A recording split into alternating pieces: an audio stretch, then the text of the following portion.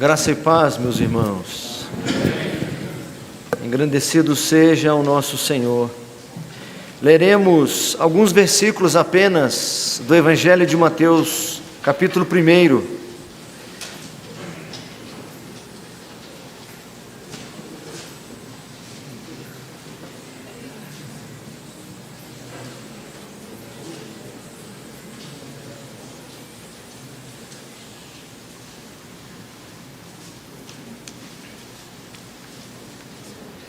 Mateus capítulo 1, versículo 12 até o versículo 16. Se você tem a mesma versão, Almeida atualizada, leia comigo. Mateus capítulo 1, do versículo 12 até o 16. Vamos juntos. Depois do exílio na Babilônia, Jeconias gerou a Salatiel, e Salatiel a Zorobabel. Zorobabel gerou a Abiúde, Abiúde a Eliaquim, Eliaquim a Azor, Azor gerou a Sadoque, Sadoque a Aquim, Aquim a Eliúde, Eliúde gerou a Eleazar, Eleazar a Matã, Matã a Jacó, e Jacó gerou a José, marido de Maria, da qual nasceu Jesus, que se chama Cristo. De sorte que todas as gerações, desde Abraão até Davi, são 14, desde Davi até o exílio na Babilônia, 14, e desde o exílio na Babilônia até Cristo, 14. Mais uma vez, ouçamos nosso coral com o hino Falai pelas Montanhas.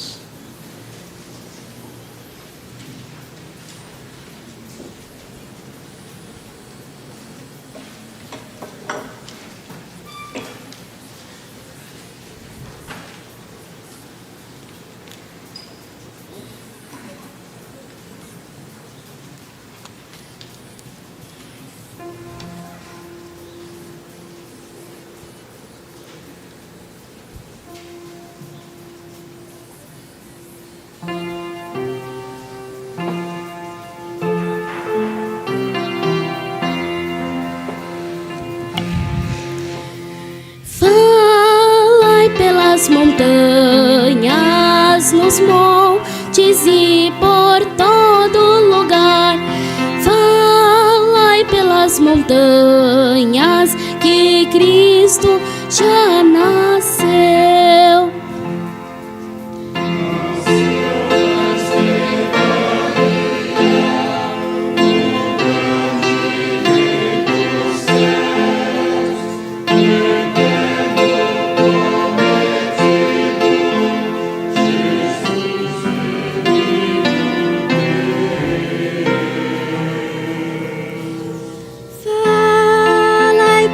Montanhas, dos montes e por todo lugar.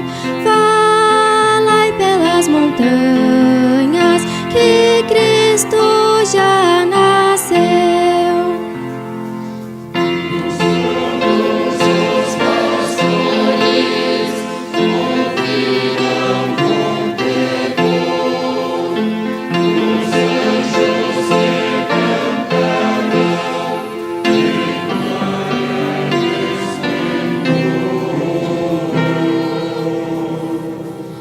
Falai pelas montanhas.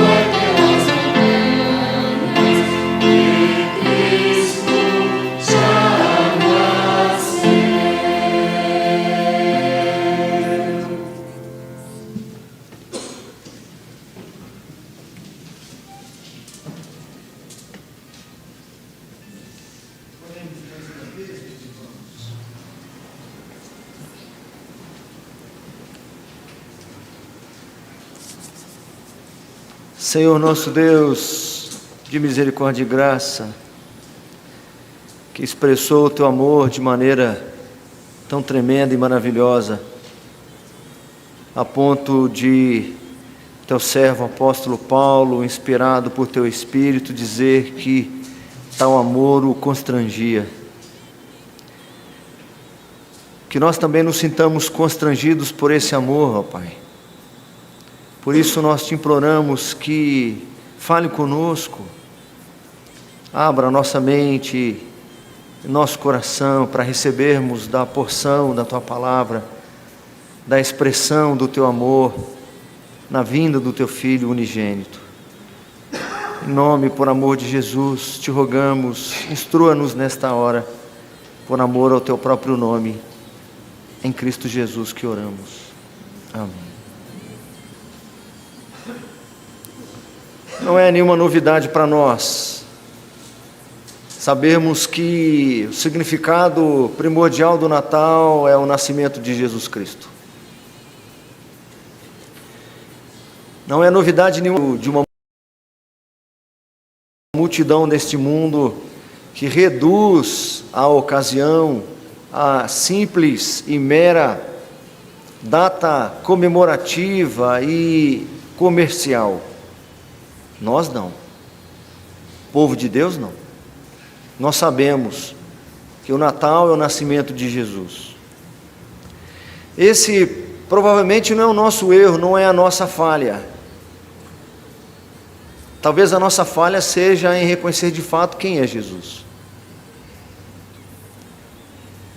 Se nós observarmos alguns personagens bíblicos, tomando-os como referência de pessoas que deveriam conhecer muito bem Jesus, e se até mesmo eles tiveram dúvidas, titubearam algumas vezes, ou demonstraram um conhecimento acerca de Jesus Cristo insuficiente, quanto mais nós. Nós então podemos afirmar que reconhecemos o verdadeiro sentido do Natal, é o nascimento de Jesus. Mas a qual Jesus nos referimos? O Jesus dos hinos, dos presépios?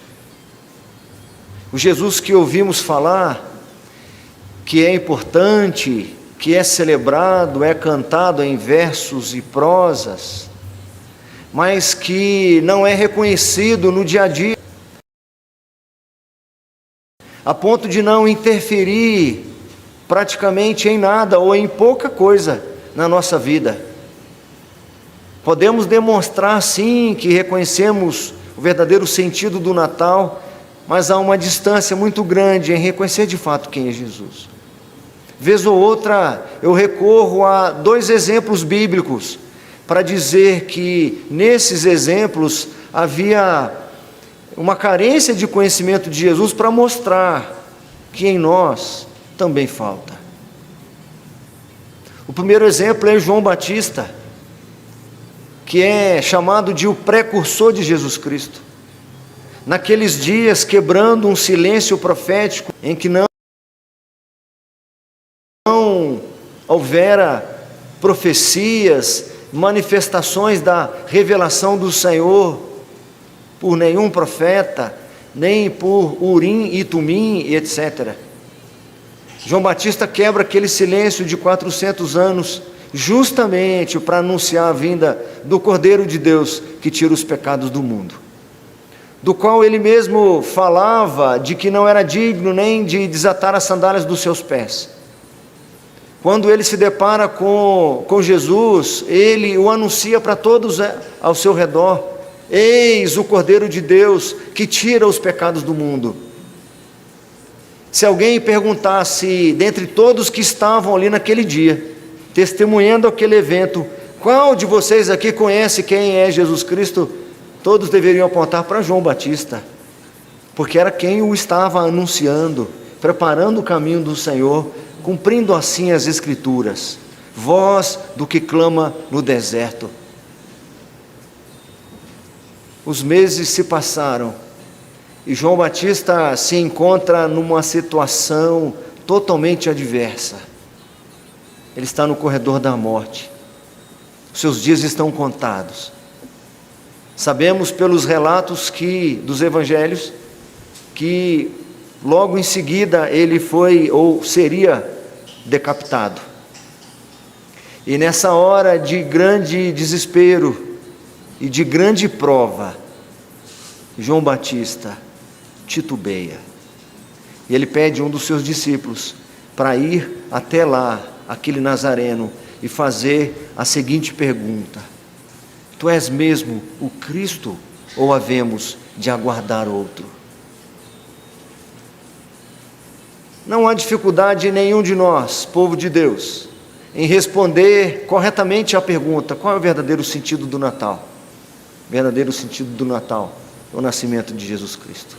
A qual Jesus Cristo você se refere? Porque em situações muito menos adversas da que João Batista se encontrou um dia, nós também titubeamos e demonstramos assim conhecer muito pouco sobre o Salvador que veio até nós. Aquele que venceria a morte, e no nosso caso já sabemos que ele venceu a morte.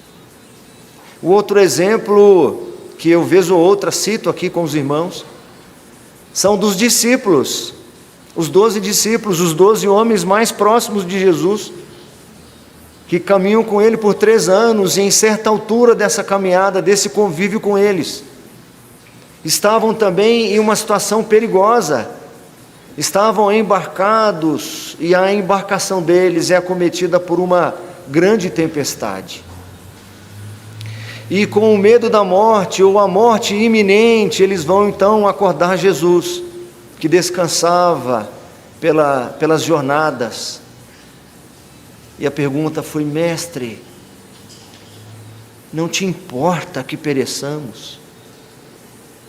Por um instante que seja, eles demonstraram não conhecer que Jesus Cristo é quem é de fato. Isso fica comprovado na sequência do texto, quando nosso Senhor se levanta e recrimina a ausência de fé, provavelmente advinda de uma falta de conhecimento acerca de quem Ele era. Homens de pequena fé, por que duvidastes? Talvez, Senhor, duvidemos porque não conhecemos o Senhor de fato, ou o conhecimento que temos do Senhor nesse momento de aperto se tornou ineficaz, ineficiente. Talvez conhecemos o Senhor tão pouco a ponto de ficarmos com medo e de não refletirmos que se o nosso barco afundar, o Senhor afundaria conosco. Isso ainda se confirma quando o nosso Senhor, depois de acalmar a força dos ventos e as ondas agitadas, dizendo: cala-te, emudece, os seus discípulos, surpresos, se entreolham e se perguntam: quem é este que até o vento e o mar lhe obedecem? Se eles de fato conhecessem Jesus, eles não só saberiam, como eles também confiariam. Certamente, eu disse isso na semana passada, não direi para os irmãos nenhuma novidade, mas nós precisamos de fato refletir sobre quem é esse Jesus que nasceu naquela noite que cantamos Noite Feliz. Que felicidade foi essa advinda? Quem é esse Jesus que até o mar e o vento lhe obedecem? Será que esse Jesus pode fazer a diferença quando estivermos nas masmorras desta vida, nas prisões desta vida, como João Batista? Será que esse Jesus que nasceu naquele fatídico dia para a morte, para o inimigo das nossas almas, será que ele faria alguma diferença quando a embarcação da nossa vida estiver envolta a uma tempestade? Nós lemos alguns poucos versículos agora, porque na sexta-feira nós lemos a genealogia toda. E por mais cansativa e sem sentido que possa parecer, as genealogias, sendo inspiradas pelo Senhor, trazem ensinos preciosos para nós. Nós já vimos aqui que Mateus reafirma a humanidade de Cristo. Isso foi falado na sexta-feira.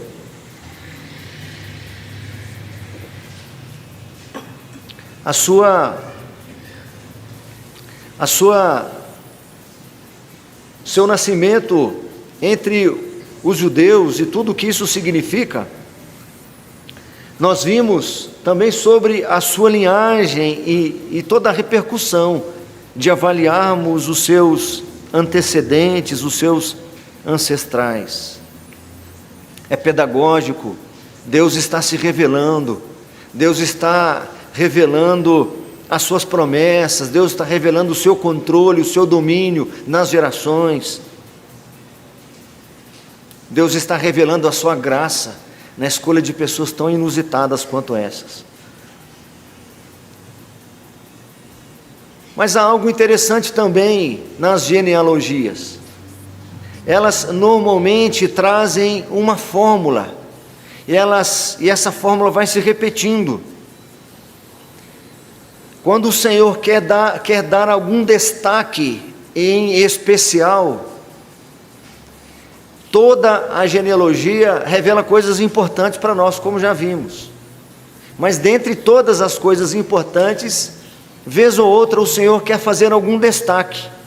E quando Ele quer fazer esse destaque, Ele não inspira o seu autor bíblico a escrever em negrito, como no nosso caso, quando queremos dar algum destaque. Não manda escrever em itálico ou sublinhar para dar algum destaque. O que o Senhor faz? Ele quebra a fórmula. Por exemplo, nós vamos encontrar lá em Gênesis capítulo 5, não precisam abrir, uma descrição dos descendentes de Adão. Aquela genealogia lá possui uma fórmula. E qual é a fórmula? Primeiro, aparece o nome do personagem. Depois aparece a idade quando ele gerou o seu primeiro filho. Depois, quantos anos ele viveu depois que gerou o primeiro filho. Em seguida, a afirmação se ele teve mais filhos e filhas. Ainda, quantos anos viveu ao todo. E, finalmente, a informação da sua morte. Eu vou ler um exemplo para nós. Diz-nos o texto: Maalalel viveu 65 anos e gerou a Jared. Depois que gerou a Jered, viveu Maalalel 800 anos e teve filhos e filhas.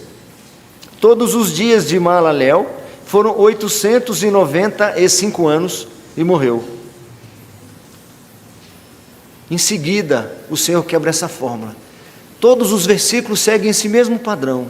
De repente, o autor bíblico escreve o seguinte: Enoque viveu 65 anos, ok até aí, e gerou a Metusalém, tudo bem até aí. Viveu 300 anos, bem menos do que os outros, mas tudo bem, e teve filhos e filhas. Todos os dias de Enoque foram 365 anos, bem menos do que os 800 dos seus pais e avós. Mas aí agora quebrou completamente a fórmula. Andou Enoque com Deus e já não era, porque Deus o tomou para si. Depois retoma a fórmula inicial. Aqui em Mateus capítulo 1, há também uma fórmula, uma estrutura. Por exemplo, no verso 15, Eliúde gerou a Eleazar. Os versículos anteriores estão assim também. Eleazar a Matã, Matã a Jacó. Vamos reler juntos o 16? Se você tem aí aberto, por favor. O versículo 16. E Jacó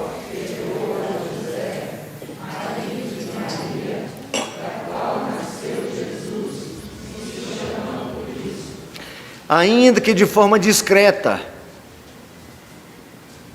Mateus fala sobre o modo sobrenatural da concepção de Jesus. Eliúde, não fala o nome da esposa de Eliúde. O pai gerou a Eleazar, seu filho. Eleazar, não diz a esposa dele, gerou a Matã, seu filho. Matã não diz o nome da sua esposa, gerou a Jacó. E Jacó, no verso 16, não diz o nome da esposa, gerou a José, marido de Maria, da qual, porque ele é filho só de Maria. Ele foi concebido por obra do Espírito Santo. Ele, juridicamente, José era seu pai para responder como seu pai, é quem assinava por ele, mas não era quem o gerou. Nós temos aqui ainda que de forma discreta, depois de apresentar a realidade da humanidade de Cristo, um outro preceito fundamental acerca de nosso Senhor, é que Ele é Deus. No capítulo 2, e a partir daí, Mateus vai revelar isso com mais clareza aos seus ouvintes e leitores, que Jesus Cristo é Deus. Nós vamos encontrar, por exemplo, lá no capítulo 16, Mateus registrando um diálogo muito interessante, quando Jesus Cristo chega para os seus discípulos e diz assim, e faz a seguinte pergunta: quem diz o povo acerca do Filho do Homem? Ele está destacando a sua humanidade. Aí os discípulos começam a dizer o que eles ouviam por aí. Alguns dizem que tu és Elias, outros dizem que tu és João Batista, outros dizem que tu és algum dos profetas, mas vós, quem dizeis que eu sou? Pedro, adiantando-se, diz: tu és o Cristo, o Filho do Deus vivo. E aí temos aquela expressão de Jesus: bem-aventurado és, Simão Bar-Jonas, porque não foste carne nem sangue quem tu revelara, mas o meu Pai que está nos céus. E sobre esta pedra, sobre esta afirmação, que eu sou o Cristo, Filho do Deus vivo, edificarei a minha igreja, e as portas do inferno não prevalecerão contra ela. Mateus vai, ao longo do Evangelho, dando ênfase, além de revelar a humanidade de Cristo, também a sua natureza divina. E já no capítulo 2, ele diz assim, no verso 20: enquanto ponderava nessas coisas, José, quando ele ficou sabendo que Maria estava grávida, apesar dele ainda não ter tido núpcias com ela, ele ponderava em dar-lhe carta de divórcio. Enquanto ele ponderava nessas coisas, eis que lhe apareceu em sonho um anjo do Senhor, dizendo: José, filho de Davi, não temas receber Maria por tua mulher, porque o que nela foi gerado é do Espírito Santo. Eu afirmo para vocês, meus irmãos, seja na masmorra desta vida, como João Batista estivera durante alguns anos, seja nas embarcações com risco de naufrágio, seja diante de doenças, de enfermidades das mais graves, saber que o Jesus que nasceu naquela noite feliz é o Deus encarnado, é o Todo-Poderoso Senhor, faz e fará toda a diferença. Recebi hoje um pedido de oração de um colega meu de turma, nem compartilhei com a minha esposa ainda, eles conhecem, minha família conhece, o Marquinhos, o reverendo Marcos, pastor lá em Itanhaém, da igreja do Otto, meu colega de turma. Um senhor da igreja dele com 77 anos foi diagnosticado com câncer na laringe, e ele teria uma consulta no dia 30 para saber quais procedimentos ele teria. Ele já sabia que é um câncer agressivo e que, no melhor das hipóteses, ele perderia a fala, por exemplo. Ele não esperou a consulta dia 30. O pastor, quando ficou sabendo, foi lá visitá-lo e falou com ele sobre a nossa esperança em Jesus, sobre a certeza da grandeza e onipotência desse Senhor, que em todos os lugares não está impedido de nos visitar. E apesar de ter dito essas coisas, na manhã de hoje esse senhor deu um tiro na cabeça, foi levado com vida ainda para o hospital, mas perdeu muito sangue, massa encefálica, e não sabemos o seu resultado. E o colega mandou mensagem dizendo: eu estou indo na casa da família, e que Deus me ajude, eu não sei o que dizer. Mas nós celebramos o Natal, e nós cantamos Noite Feliz, mas essa felicidade daquela noite muitas vezes não se repercute no nosso dia a dia. Nós nos lembramos daquela noite feliz e a felicidade dela dura durante a ceia de Natal, dura durante as festividades, ou a troca de presentes, ou as compras nas lojas e nos shoppings, mas muitas vezes tem pouca efetividade de fato, o fato do Deus eterno ter se encarnado, ter vindo até nós. Quem é este que até o vento e o mar lhe obedecem? É o mesmo que pode curar o câncer na laringe, e que mesmo que não curar o câncer da laringe, pode dar a vida eterna. É preciso saber que não há diferença de essência nenhuma entre o Pai Todo-Poderoso e o Filho também tão poderoso. O Filho é tão sábio, tão conselheiro e detém todo o conhecimento como o seu Pai. O Filho é detentor daquilo que é próprio da divindade, porque ele é tão Deus quanto o Pai e quanto o Espírito. Eu recorro aqui ao texto de Provérbios, que quando li numa das primeiras vezes, fiquei assim, sem entender direito. Por que a palavra sabedoria aparecia em letra maiúscula? Me chamou a atenção. O autor bíblico quer me chamar a atenção de alguma forma, mas eu não entendi o porquê. Será que é uma sabedoria diferenciada? Será que é uma sabedoria mais sábia do que as outras sabedorias? Porque no mesmo texto tem sabedoria com letra maiúscula e sabedoria com letra minúscula. Diz assim o texto: não clama porventura a sabedoria, com letra maiúscula, e o entendimento, com letra maiúscula, não faz ouvir a sua voz? Eu vou reler agora sem ficar interrompendo. Não clama porventura a sabedoria, e o entendimento não faz ouvir a sua voz? Com algumas pesquisas eu descobri que essa sabedoria com letra maiúscula se refere à segunda pessoa da Trindade. O comentarista da Bíblia de Estudo da Herança Reformada dizem o seguinte os comentaristas: a sabedoria surge como uma pessoa divina. Embora alguns intérpretes vejam a sabedoria aqui como uma mera personificação da sabedoria e da instrução de Deus, é melhor interpretá-la como um título de Cristo, o mediador divino, chamando a humanidade a si. E lá no versículo 14 deste mesmo texto de Provérbios, diz o seguinte: meu é o conselho e a verdadeira sabedoria, eu sou o entendimento, minha é a fortaleza. Eu preciso reconhecer que aquele menino é quem é de fato. Eu preciso lembrar-me disso todos os dias da minha vida, nos desapontamentos, nas decepções, nos momentos de desafio e até de perigo para a minha própria vida. O apóstolo Paulo reforça essa compreensão quando escreve aos Colossenses o seguinte: gostaria, pois, que soubesseis quão grande luta venho mantendo por vós, pelos laodicenses, e por quantos não me viram face a face, para que o coração deles seja confortado e vinculado juntamente em amor, e eles tenham toda a riqueza da forte convicção, do entendimento, para compreenderem plenamente o mistério de Deus em Cristo. Eu me esforço, eu me empenho, para que todos tenham consolo, tenham conforto, e experimentem a grande riqueza da forte convicção, do entendimento daquele mistério de Deus em Cristo. Aí ele completa: em quem todos os tesouros da sabedoria e do conhecimento estão ocultos.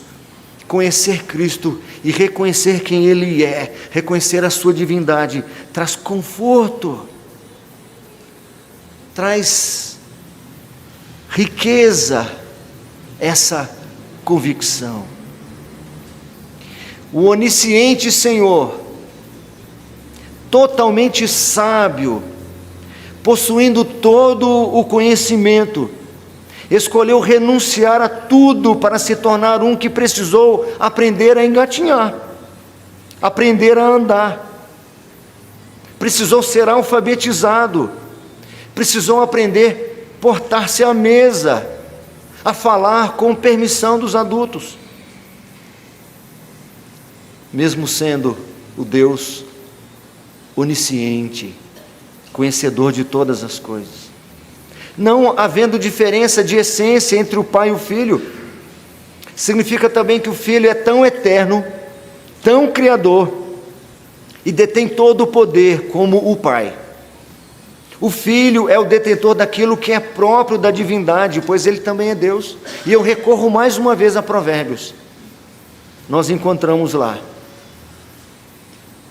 já sabendo que estamos nos referindo a Jesus. Estou no mesmo capítulo de Provérbios 8.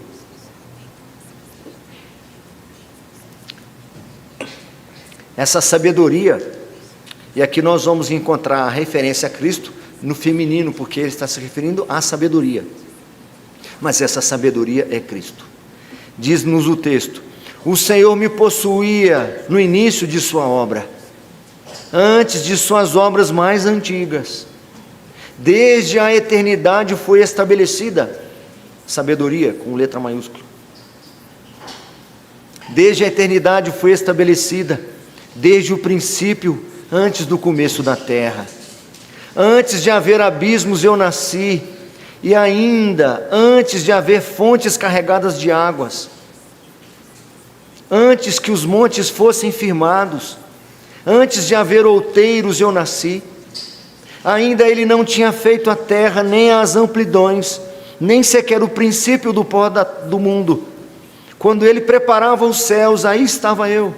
Quando traçava o horizonte sobre a face do abismo, quando firmava as nuvens de cima, quando estabelecia a face do abismo, quando firmava as nuvens de cima, quando estabelecia as fontes do abismo, repeti, quando fixava ao mar o seu limite, para que as águas não traspassassem os seus limites, quando compunha os fundamentos da terra, então eu estava com ele e era seu arquiteto. Dia após dia eu era as suas delícias, folgando perante ele em todo o tempo. Isso faz toda a diferença nas intempéries desta vida. Pois agora, filhos, ouvi-me, porque felizes serão os que guardarem os meus caminhos. Ouvi o ensino, sede sábios e não o rejeiteis. Feliz o homem que me dá ouvidos, velando dia a dia as minhas portas, esperando as ombreiras de minha entrada, porque o que me acha a vida e alcança favor do Senhor. Mas o que peca contra mim, violenta a própria alma. Todos os que me aborrecem amam a morte. O apóstolo João reafirma isso no seu evangelho, dizendo: no princípio era o Verbo, e o Verbo estava com Deus, e o Verbo era Deus. Ele estava no princípio com Deus. Todas as coisas foram feitas por intermédio dele, e sem ele nada do que foi feito se fez. Esse Senhor que eu não conheço precisava se lembrar disso. O desespero da sua vida, aparentemente naquele momento, foi maior. Talvez esse tenha sido o desespero dos discípulos, quando vão acordar Jesus do seu breve descanso. Mestre, não te importa que pereçamos? Eu não me importo com vocês? Essa é a pergunta. Eu não acredito que vocês estão me perguntando se eu não me importo. Você sabe o que eu vim fazer neste mundo, você sabe quem eu sou, o que eu abri mão para estar aqui com vocês. Vocês sabem o que significou ter vindo num ventre materno, ser deitado num coxo de animais, envolto em faixas, ser perseguido a vida inteira, para você dizer agora que eu não me importo com você? Oh, que fé dúbia, que fé ínfima, que vida medíocre, que vida sem esperança, que vida sem certezas, que vida sem fé, que vida sem vida. O onipotente Deus, totalmente poderoso, possuindo todo o poder, escolher renunciar tudo isso para se tornar um que precisou ser carregado no colo. O Deus da glória, o eterno Senhor, o Criador dos confins do mundo, precisou ser carregado no colo. Precisou de ajuda para se alimentar, recebeu alimento na sua boca. precisou de consolo nos momentos de tristeza, de proteção contra os perigos, imaginários ou não, porque as crianças têm inimigos imaginários algumas vezes.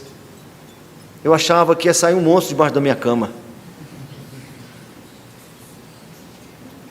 O Criador se fez criatura e habitou entre nós.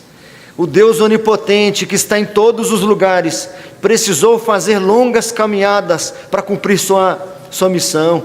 Onipresente, poderia estar em todos os lugares, mas se condicionou à forma humana. É algo tão interessante que até então ele só possuía a natureza divina. Quando ele resolveu encarnar-se, ele assumiu também agora uma natureza humana e nunca mais a abandonou. Ele não usou a forma humana e a abandonou. Para sempre agora, ele será também homem. O Senhor de toda a glória, e um salmo messiânico com alguns versículos dizem: levantai, ó portas, as vossas cabeças, levantai-vos, ó portais eternos, para que entre o Rei da glória. Quem é o Rei da glória? O Senhor forte e poderoso, o Senhor poderoso nas batalhas. Levantai, ó portas, as vossas cabeças, levantai-vos, ó portais eternos, para que entre o Rei da glória. Quem é esse Rei da glória? O Senhor dos exércitos, Ele é o Rei da glória. É quem nós servimos, é quem nós nos prostramos, quem nós esperamos pacientemente, com câncer ou sem câncer, com despedidas ou sem despedidas, ganhando ou perdendo, vivendo ou morrendo. Concluindo, meus irmãos, o que significa o Natal? A maior expressão de amor. Essa seria a resposta bem adequada. Qual é o verdadeiro sentido do Natal? O que significa o Natal? A maior expressão de amor. O amor estava presente entre as pessoas da Trindade, e isso bastava. Todavia, as pessoas da Trindade acordaram entre si, que incluiriam pessoas pecadoras e imundas, nesses laços ternos e eternos de amor. Essas pessoas inimigas seriam incluídas nessa família, tornando-nos, ou tornando-as uma só com eles. No final do seu ministério terreno, nosso Senhor faz uma belíssima e maravilhosa oração, chamada oração sacerdotal. E nos últimos versículos, ele pede ao Pai, a fim de que todos sejam um. E como és tu, ó Pai, em mim, assim como tu, ó Pai, é em mim e eu em ti, também sejam eles em nós. Assim como tu és em mim e eu em ti, sejam eles também em nós, para que o mundo creia que tu me enviaste. Eu lhes tenho transmitido a glória que me tens dado, para que sejam um, como nós o somos, eu neles e tu em mim, a fim de que sejam aperfeiçoados na unidade, para que o mundo conheça que tu me enviaste e os amaste, como também amaste a mim. Como conceber isso, meus irmãos? Como pode haver desespero na nossa vida? Como pode haver uma desesperança a ponto de desanimarmos na própria vida? O mesmo amor com que o Filho recebe do Pai, é o mesmo amor que nós recebemos. Ah, mas ele disse não para mim, para a minha cura. Ele disse não para a cura do meu filho. Ele disse não para aquela porta de emprego. Ele disse não para aquela promoção. Que ele diga todos os nãos para os meus pedidos. Ainda assim, me amou.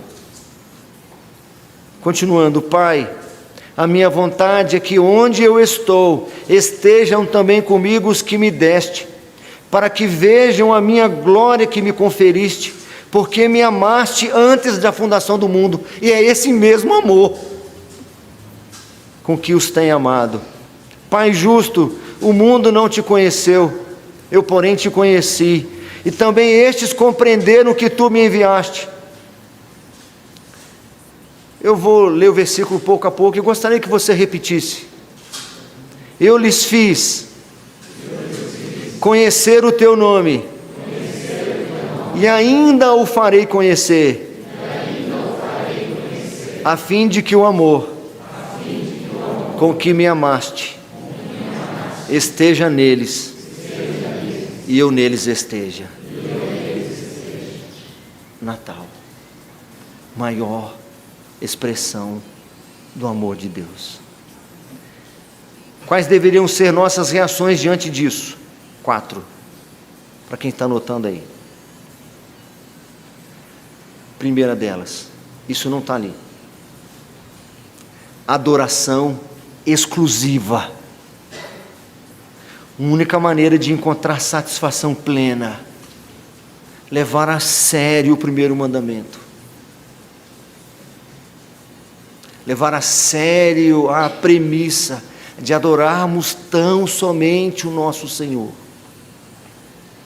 Não termos apego genuíno e verdadeiro a mais nada nesta vida, a ponto de qualquer coisa nesta vida que, se for tirada, não causar nenhum prejuízo para nós, porque meu coração não está e nem estará em nenhuma delas, nem na própria vida, porque não adoro a minha vida, não adoro os meus familiares, não adoro os meus filhos. Se o Senhor quiser levar os meus entes queridos, louvado seja o nome do Senhor. Se quiser levar a minha própria vida, porque não as adoro, a minha adoração é exclusiva ao autor e consumador da minha fé, meu Senhor Jesus Cristo.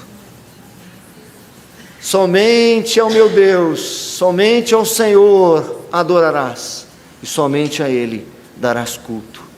A minha reação diante do verdadeiro significado do Natal, adoração exclusiva. Segunda reação, gratidão total. Quando o apóstolo Paulo aos Tessalonicenses diz: em tudo dai graças. Em tudo dai graças. Oh Senhor, isso nos é impossível, Senhor. Que dificuldade é essa para nós? Em tudo dar graças. Se eu observar as recompensas humanas, ou as circunstâncias humanas, eu não vou conseguir de maneira nenhuma. E todas as vezes que cantar aquele hino de gratidão, eu te agradeço, ó Pai, os meus amigos.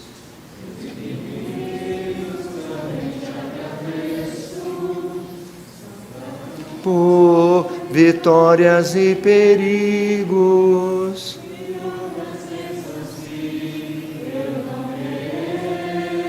O refrão.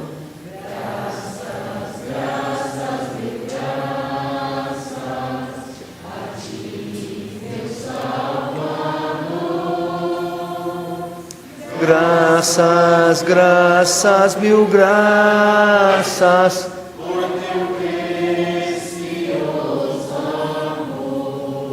Eu não vivo me guiando por aquilo que as vistas podem ver. Eu não sou agradecido com base naquilo que os meus olhos podem ver. Como diz aquela canção antiga, eu não me guio por vistas. Alegre estou, porque os meus olhos estão postos no Deus que se fez carne, que abriu mão da sua glória, que abriu mão de todo reconhecimento que tinha na glória eterna do Pai, para poder se fazer um de nós, nascer e crescer numa condição mais desfavorecida do que qualquer um de nós, para expressar o seu amor. Adoração exclusiva, gratidão total. A gratidão é um santo remédio para a murmuração e uma vida sem graça. A gratidão, meus irmãos, eleva o espírito, apruma o nosso ânimo e aformoseia o nosso rosto. Você quer encontrar uma pessoa de semblante caído, de ânimo derrubado, de espírito abatido, é porque não aprendeu a alegria advinda da gratidão. Terceira reação diante de tudo que ouvimos até aqui: esperança infinda. Não coloquei infinita, porque nada em nós é infinito, a não ser nosso espírito. Mas nenhum atributo em nós é infinito. Coloquei infindo para não confundir. O ditado das pessoas, a regra das pessoas deste mundo, daquelas que não entenderam de fato que expressão de amor é esse, que amor é esse. Dizem elas que a esperança é a última que morre. Nossa esperança nunca morre. Nossa esperança, meus irmãos, não é na renovação de nenhum governo, nem mesmo na conversão das pessoas. Nossa esperança é promovida por Jesus Cristo, o qual garante que nada, nem ninguém, nem mesmo nós, podemos criar separação desse amor. É por isso que eu posso ter esperança, porque nem mesmo as minhas falhas e fraquezas, nem mesmo o meu histórico de vida, nem toda a história da minha família, não há nenhuma maldição familiar, hereditária, não há nenhum espírito impuro, não há nenhum militante do inferno capaz de me separar do amor de Deus que está em Cristo Jesus. Que esperança nós podemos ter, meus irmãos, quando falharmos, quando pecarmos, quando tropeçarmos, quando fizermos aquilo que desagrada e que ofende ao Senhor, quando nos sentimos culpados, como aconteceu com Josué, como diz o texto do profeta Zacarias, quando o sumo sacerdote Josué se apresentava diante do trono de Deus, Satanás estava à sua direita para se lhe opor, mas nós encontramos que ali, a partir dessa impureza toda que ele possuía, ele foi lavado, suas vestes foram lavadas, significando assim o perdão dos seus pecados. Nem a morte, nem a vida, texto que eu recitei na sexta-feira, nem os principados, nem as potestades, nem poderes, nem altura ou profundidade, nem qualquer... Entendeu? Ele entendeu. Quarta reação que deveria ser natural em nós, além da adoração exclusiva, da gratidão total, da esperança infinda, vida comunitária abundante. É o amor de Cristo que nos une. Nós não podemos viver com ranhuras entre nós, com amarguras entre nós. Para com isso, dona. Para com isso, tiozão. Não pode haver rupturas entre nós. Os falsos irmãos nós tratamos conforme a Escritura nos ensina. Com os falsos irmãos, nem sequer comais com eles, como diz o apóstolo Paulo na carta aos Coríntios. Mas nós carregamos os fardos uns dos outros, as falhas e fraquezas uns dos outros, porque nós somos todos devedores uns dos outros, porque recebemos um amor incomparavelmente maior do que o que eu devo demonstrar. Para esse ponto, eu me utilizo das palavras do apóstolo Paulo. Ele diz assim: se há, pois, alguma exortação em Cristo, se há alguma consolação de amor, se há alguma comunhão do Espírito, se há entranhados afetos e misericórdias, completai a minha alegria, de modo que penseis a mesma coisa, tenhais o mesmo amor, sejais unidos de alma, tendo o mesmo sentimento. Nada façais por partidarismo ou vanglória, mas por humildade, considerando cada um os outros superiores a si mesmo. Não tenha cada um em vista o que é propriamente seu, senão também cada qual o que é dos outros. Tende em vós o mesmo sentimento que houve também em Cristo Jesus. Aproveitando a fala do presbítero Marcos, o menino não vai nascer de novo, Cristo não vai nascer de novo, mas nós precisamos, nós sim, nascer de novo.